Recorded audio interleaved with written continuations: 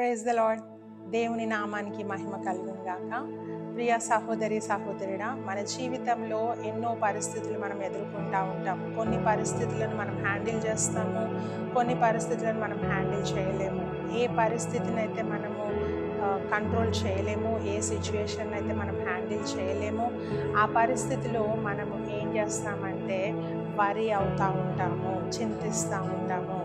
అయ్యో, ఈ పరిస్థితిని నేను ఏ విధంగా ఎదుర్కోవాలి, ఈ పరిస్థితిని ఎట్లా హ్యాండిల్ చేయాలి, నాకైతే శక్తి సరిపోదు, నాకైతే బలం సరిపోదు, ఈ పరిస్థితిని నేను ఏ విధంగా హ్యాండిల్ చేయాలి అని మనము ఎంతో ఆలోచిస్తూ ఉంటాం, చింతిస్తూ ఉంటాం, వరి అవుతూ ఉంటాము కదా. ఇంకా కొన్నిసార్లు ఏం చేస్తామంటే వీళ్ళకి చెప్తూ ఉంటాము, నాకు ఈ సమస్య ఉంది, ఈ ప్రాబ్లం ఉంది, ఇది నేను సాల్వ్ చేసుకోలేకపోతా ఉన్నాను అని అందరికీ ఆ ప్రాబ్లం గురించి చెప్పేస్తూ ఉంటాము. ఇంకా ఏం చేస్తూ ఉంటామంటే పానిక్ అయిపోతూ ఉంటాము, బాధపడిపోతూ ఉంటాము, ఏడ్చేస్తూ ఉంటాము, ఏం చేయలేని పరిస్థితిలో మనము మిగిలిపోతూ ఉంటాము కదా. కొన్నిసార్లు ఎగ్జామ్స్ అప్పుడు కొంతమంది పానిక్ అయిపోతారు, ఎగ్జామ్ రాయలేక వాళ్ళు చదువుకున్న ఎగ్జామ్లు రాలేదని కొంతమంది అక్కడే పానిక్ అయిపోతూ ఉంటారు. సో అటువంటి సిచ్యువేషన్లో మనం ఏం చేయాలి, ఏ సిచ్యువేషన్ అయితే మనం హ్యాండిల్ చేయలేకపోతూ ఉన్నామో, ఏ సిచ్యువేషన్ అయితే మనం కంట్రోల్ చేయలేకపోతూ ఉన్నామో, ఆ సిచ్యువేషన్లో మనం ఏం చేయాలి. పరిశుద్ధ గ్రంథంలో సొలొమోను మహారాజు మనకు ఒక చక్కటి పాఠాన్ని నేర్పిస్తూ ఉన్నాడు, మంచి లెసన్ నేర్పిస్తూ ఉన్నాడు. ఎప్పుడైతే మనం సిచ్యువేషన్ని హ్యాండిల్ చేయలేమో, ఎప్పుడైతే పరిస్థితిని కంట్రోల్ చేయలేమో, ఆ సమయంలో మనం ఏం చేయాలి అని మనం చూస్తే పరిశుద్ధ గ్రంథంలో మొదటి రాజులు 3:7 చదువుకుందాం. నా దేవా యెహోవా, నీవు నా తండ్రి అయిన దావీదునకు బదులుగా నీ దాసుడనైన నన్ను రాజుగా నియమించి ఉన్నావు. అయితే నేను బాలుడను, కార్యములు జరుపుటకు నాకు బుద్ధి చాలదు. ఇక్కడ సొలొమోను మహారాజు అంటా ఉన్నాడు, దేవా నువ్వు నన్ను రాజుగా అయితే నియమించావు, కానీ ఇవన్నీ నేను చేయడానికి, ఒక రాజు స్థానంలో ఉండి ఈ ప్రజలను పరిపాలించడానికి నాకు బుద్ధి చాలదయ్యా.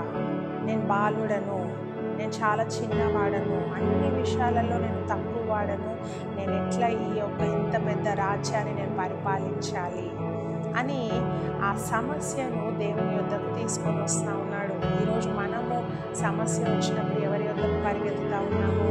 మనుషుల యొద్దకు పరిగెత్తుతూ ఉంటాం, లీడర్స్ యొద్దకు పరిగెత్తుతూ ఉంటాం, పేరెంట్స్ దగ్గర పరిగెత్తుతూ ఉంటాం, ఫ్రెండ్స్ దగ్గరికి పరిగెత్తుతూ ఉంటాము. కానీ సొలొమోను ఆ సమస్యను దేవుని యొద్దకు తీసుకొని వచ్చాడు. సృష్టికర్త అయిన దేవుడు, భూమి ఆకాశములను సృజించిన దేవుడు, సర్వశక్తి గల దేవుని యొద్దకు ఆయన సమస్యను తీసుకొని వచ్చాడు.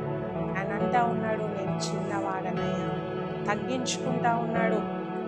ఆయన అనట్లేడు, నేను మా డాడీ గురించి అన్నీ నాకు తెలుసు, మా డాడీ ఎట్లా పరిపాలించాడో నాకు తెలుసు, సో నేను కూడా చక్కగా పరిపాలిస్తాను అని తన సొంత బలాన్ని కానీ తన సొంత ఘనతను ఆయన చెప్పట్లేడు. కానీ దేవునితో అంటా ఉన్నాడు, నేను బాలుడను, నేను చిన్నవాడనయ్యా, నాకు బుద్ధి లేదు, నాకు జ్ఞానం లేదు, నేను పరిపాలించలేను, అయితే నాకు జ్ఞానం ఇవ్వు దేవా అని ప్రభు సన్నిధిలో అడుగుతా ఉన్నాడు. హల్లెలూయా.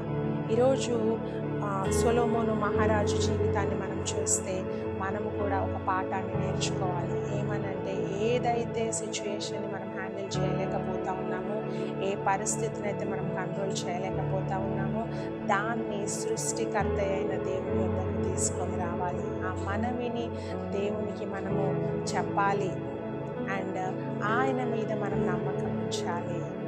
దేవుని జ్ఞానం అడగాలి, అయ్యా ఈ సిచ్యువేషన్ని హ్యాండిల్ చేసే జ్ఞానం నాకు దయచేయ్యా, నాకు మంచి ఆలోచన దయచేయ్యా, నేను మంచిగా ట్యాకిల్ చేసే, కంట్రోల్ చేసే ఆలోచన, జ్ఞానం నాకు దయచేయ ప్రభా. నువ్వు అడిగినప్పుడు ఆ సమస్యల నుంచి నువ్వు బయటికి ఏ విధంగా రావాలో దేవుడు నీకు మంచి జ్ఞానం దయచేస్తాడు.